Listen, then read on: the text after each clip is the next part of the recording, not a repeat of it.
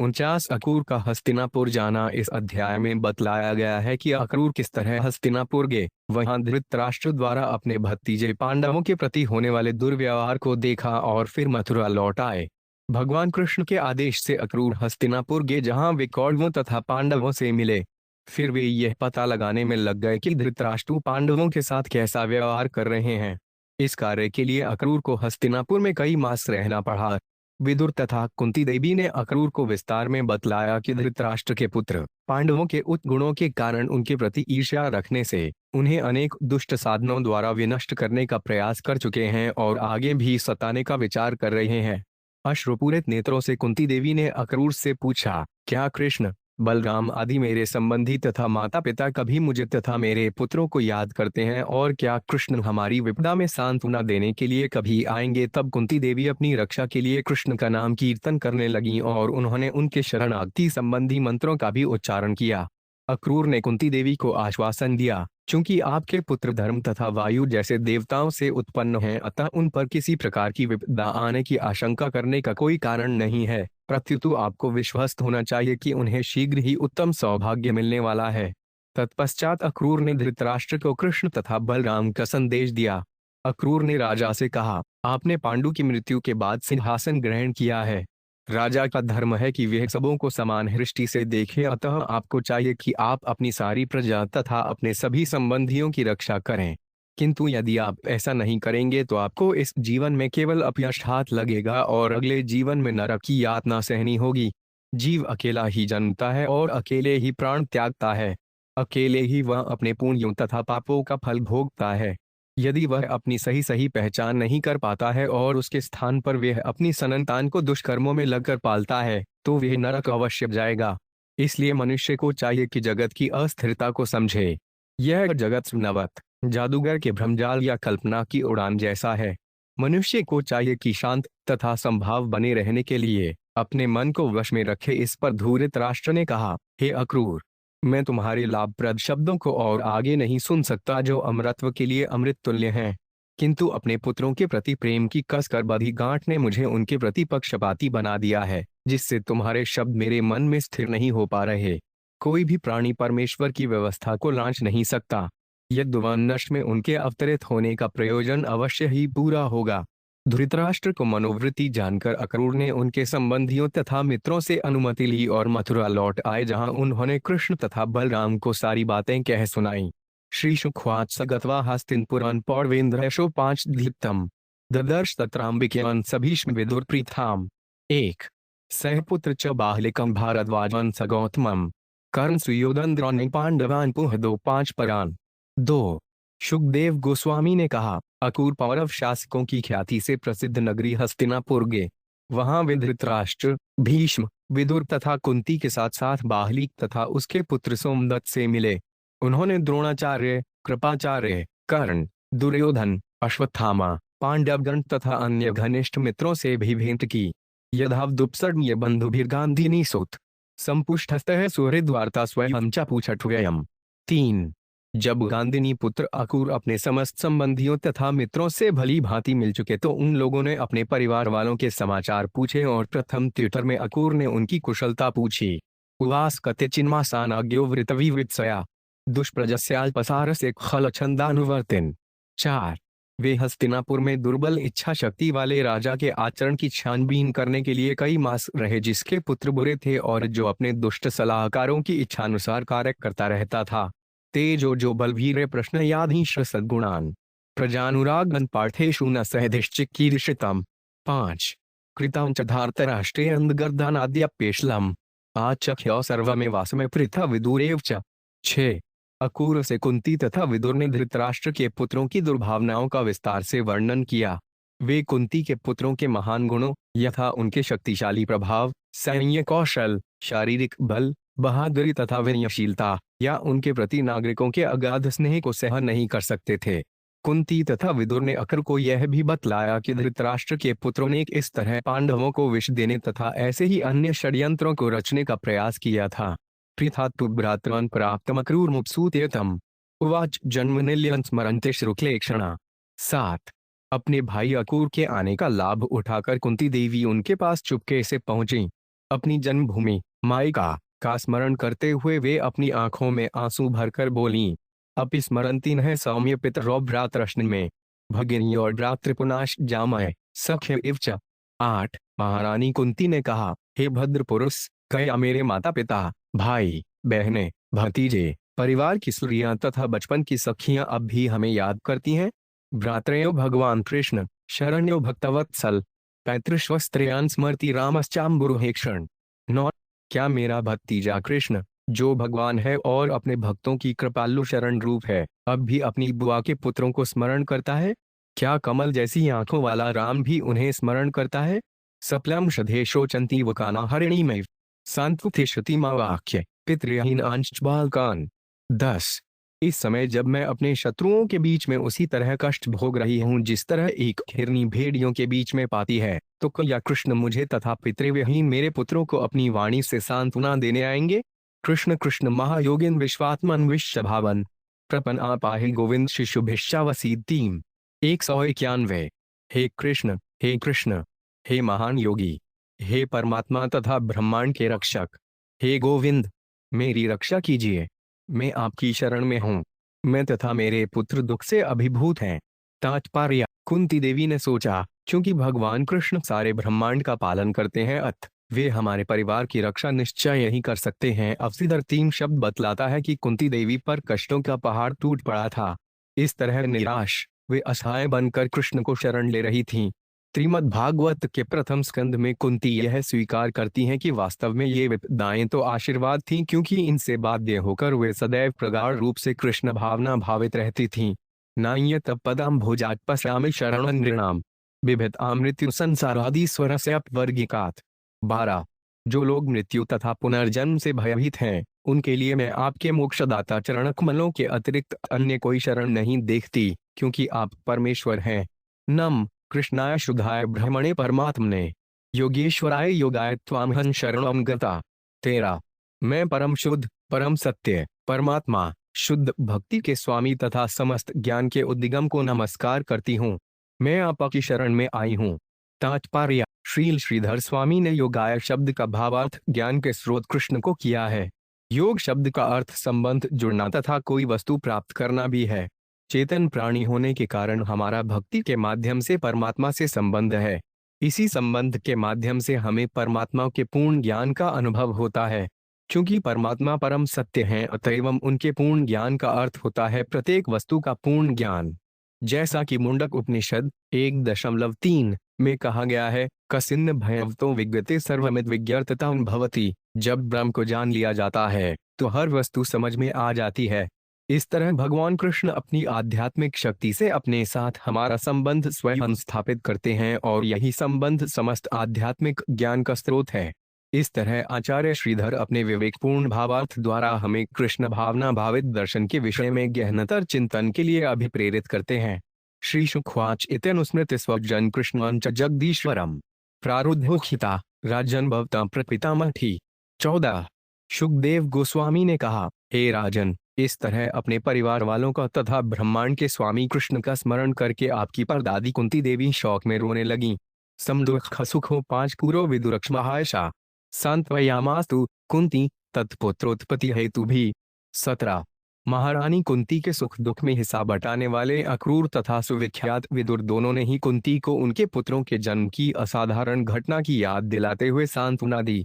तात्पर्य, अक्रूर तथा विदुर ने महारानी कुंती को स्मरण दिलाया कि उनके पुत्र देवताओं द्वारा उत्पन्न हुए थे, उनको सामान्य मनुष्यों की तरह विनष्ट नहीं किया जा सकता। वस्तुतः इस अत्यंत पवित्र कुल को असाधारण विजय प्राप्त होने वाली थी। यास्यन राजानमभेत्य विषम पुत्र लालसम अवदत्यु हृदा मध्य बंधु भी सौहदोदितम। 16 राजा धृतराष्ट्र के अपने पुत्रों के प्रति अत्यधिक स्नेह ने उसे पांडवों के प्रति अन्यायपूर्ण व्यवहार करने के लिए बाध्य किया था। प्रस्थान करने के पूर्व अक्रूर राजा के पास गए, जो उस समय अपने मित्रों तथा समर्थकों के बीच बैठा था।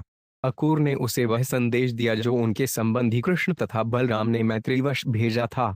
अक्रूर उवाच भो भो वैचित्रवीर्य त्व करुणा कीर्तिवर्धन भ्रातर्युपर्ते पांडवधुनास्नमा स्थित। 97 अक्रूर ने कहा, हे प्रिय विचित्र वीर के पुत्र, हे कुरुओं की कीर्ति को बढ़ाने वाले, आपने अपने भाई पांडु के दिवंगत होने के बाद राज सिंहासन ग्रहण किया है। तात्पर्य, अक्रूर व्यंग्य जचन बोल रहे थे क्योंकि वास्तव में उस सिंहासन पर पांडु के युवा पुत्रों को आसीन होना चाहिए था। क्योंकि पांडु की मृत्यु के समय अभी उनके पुत्र आयु में छोटे होने के कारण शासन करने योग्य न थे, अतः उन्हें धृतराष्ट्र के संरक्षण में रखा गया था। किंतु तब से काफी समय व्यतीत हो चुका था, अतः उनके न्याय संगत अधिकार को अब मान लिया जाना चाहिए था। धर्मेण पाल यचनुर्वी प्रजा शीलेन्द्र जैन वर्तमान समय स्वेषु श्रेय कीर्तिम वाप्स्यसि। 18 धर्मपूर्वक पृथ्वी की रक्षा करते हुए, अपनी सच्चरित्रता से अपनी प्रजा को प्रसन्न रखते हुए तथा अपने सारे संबंधियों के साथ एक असमान व्यवहार करते हुए आप अवश्य ही सफलता तथा कीर्ति प्राप्त करेंगे। उन्होंने सिंहासन तात्पर्य, क्रूर ने धृतराष्ट्र से कहा कि यद्यपि उन्होंने सिंहासन हड़प रखा था, किंतु यदि वे अब धर्म के सिद्धांतों के अनुसार शासन करेंगे और अपना व्यवहार ठीक रखेंगे तो सफल हो सकेंगे। अन्यथा त्वाचरलोके गवितो यास्य सेतम तस्मात् सम्मत वे वर्तस्व पांडवेष्वात्मजे शुक्र।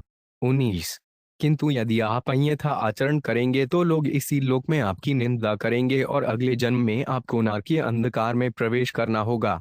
अतः आप पांडु के पुत्रों तथा अपने पुत्रों के प्रति एक सा बर्ताव करें। तात्पर्य, धृतराष्ट्र की सारी समस्या थी अपने दुष्ट पुत्रों के प्रति अत्यधिक लगाव। इसी घातक दोष के कारण उसका पतन हुआ।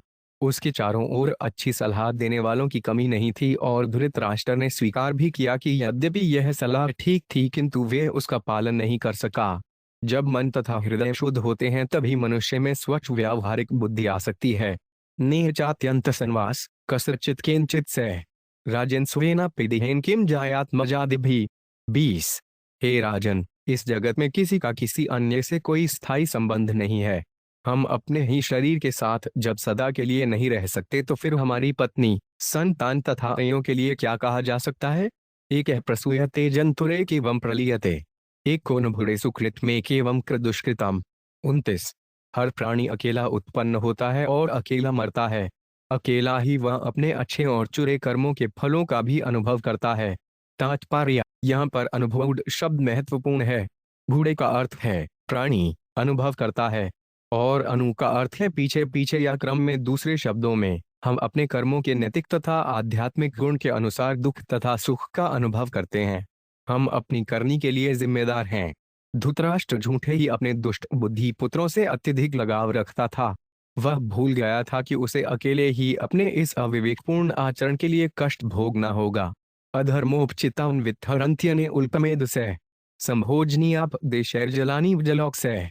22 प्रिय आश्रितों के वेश में अनजाने लोग मूर्ख व्यक्ति द्वारा पाप से अर्जित संपत्ति को उसी तरह चुरा लेते हैं जिस तरह मछली की संतानें उस जल को पी जाती हैं जो उनका पालन करने वाला है।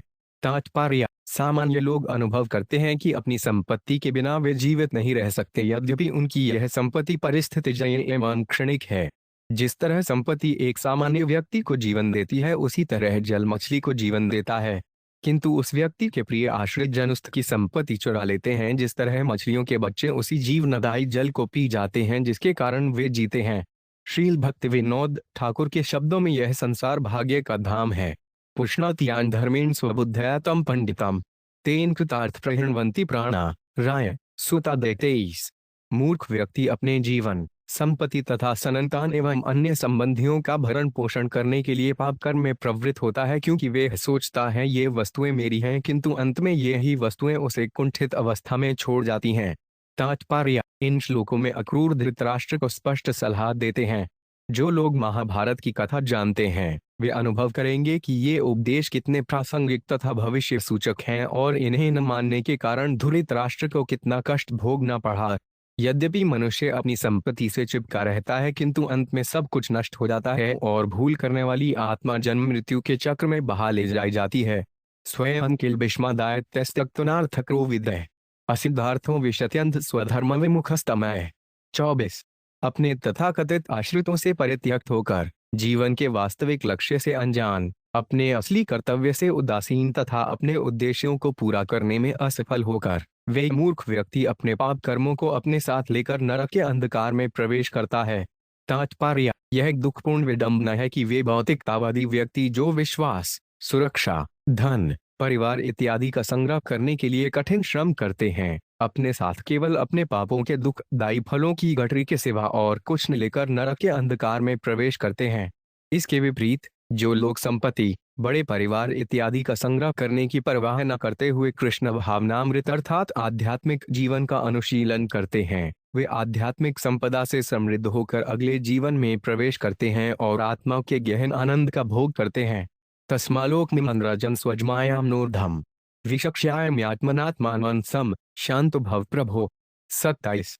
अतः हे राजन, इस संसार को स्वप्नवत, जादूगर का माया जाल या मन की उड़ान समझकर बुद्धि से अपने मन को वश में कीजिए और हे स्वामी, आप संभाव तथा शांत बनिए।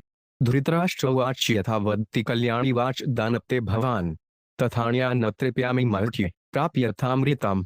26। धृतराष्ट्र ने कहा, हे दानपति, मैं आपके शुभ वचनों को सुनते हुए कभी भी तृप्त नहीं हो सकता। निसंदेह मैं उस मरते प्राणी की तरह हूँ जिसे देवताओं का अमृत प्राप्त हो चुका है। तात्पर्य: श्रील विश्वनाथ चक्रवर्ती के मत से धृतराष्ट्र को इस बात का गर्व था कि जो कुछ अक्रूर कह रहे हैं वे उसे पहले से ज्ञात है, किंतु कूटनीतिक गंभीरता बनाए रखने के लिए ही वे एक साधु पुरुष की तरह बोल रहा था। तथापि सुनृता सौम्य हृदय न स्थीयते चले, पुत्रानुराग विष में विद्युत सौदामनी यथा। 27। फिर भी हे भद्र अक्रूर, क्योंकि मेरा अस्थिर हृदय अपने पुत्रों के स्नेह से पक्षपात युक्त है, इसलिए आपके ये मोहक शब्द हृदय में स्थिर नहीं टिक पाते, जिस तरह बिजली बादल में स्थिर नहीं रह सकती।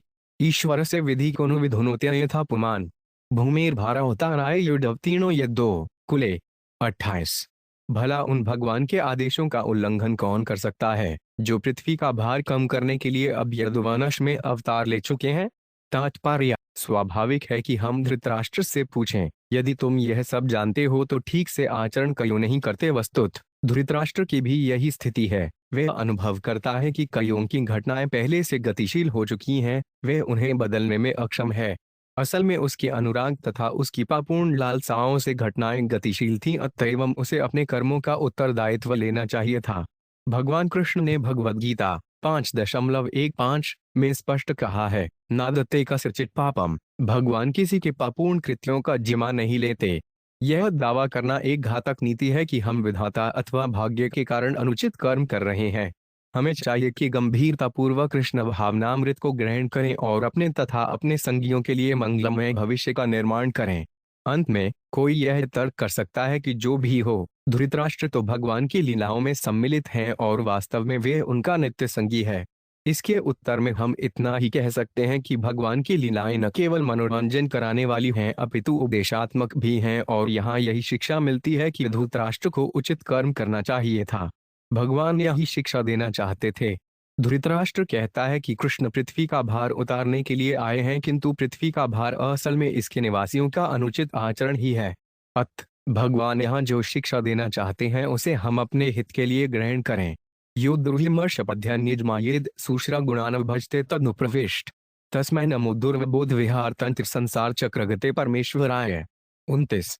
मैं उन भगवान को नमस्कार करता हूँ जो अपनी भौतिक शक्ति की अचिंत्य क्रियाशीलता से इस ब्रह्मांड का सृजन करते हैं और फिर सृष्टि के भीतर प्रविष्ट होकर प्रकृति के विभिन्न गुणों को वितरित कर देते हैं। जिनकी लीलाओं का अर्थ अगाध है, उन्हीं से यह जन्म मृत्यु का बंधनकारी चक्र तथा उससे मोक्ष पाने की विधि उत्पन्न हुए हैं। तात्पर्य: इतना सब कुछ कहने पर भी धृतराष्ट्र सामान्य व्यक्ति न होकर भगवान कृष्ण का संगी था। निश्चय ही भगवान के प्रति ऐसी विद्वतापूर्ण स्तुति कोई सामान्य व्यक्ति नहीं कर सकता था। श्री शुक उवाच इत्यभिप्रेत्य नुप्तेर्भिप्रायवान् स यादव सुहृदः समनुज्ञात पुनर्यदुपुरीं गात। 30। शुकदेव गोस्वामी ने कहा, इस तरह राजा के अभिप्राय को समझकर यदुवंशी अक्रूर ने अपने शुभचिंतक संबंधियों तथा मित्रों से नुमतिली और यादवों की राजधानी लौट आए। शशंस रामकृष्णाभ्यां धृतराष्ट्र विचेष्टितम् पांडवाग प्रतीक और अव्ययदर्थ प्रेषित स्वयं। 39। अक्रूर ने बलराम तथा कृष्ण को यह सूचित किया कि धृतराष्ट्र का पांडवों के प्रति कैसा बर्ताव है। इस तरह हे कुरुवंशी, उन्होंने उस अभिप्राय की पूर्ति कर दी जिसके लिए वे भेजे गए थे। इस प्रकार श्रीमद् भागवत के 10वें स्कंद के अंतर्गत अक्रूर का हस्तिनापुर जाना नामक 49वें अध्याय के श्रील भक्तिवेदांत स्वामी प्रभुपाद के विनीत सेवकों द्वारा रचित भक्ति वेदांत तात्पर्य पूर्ण हुए।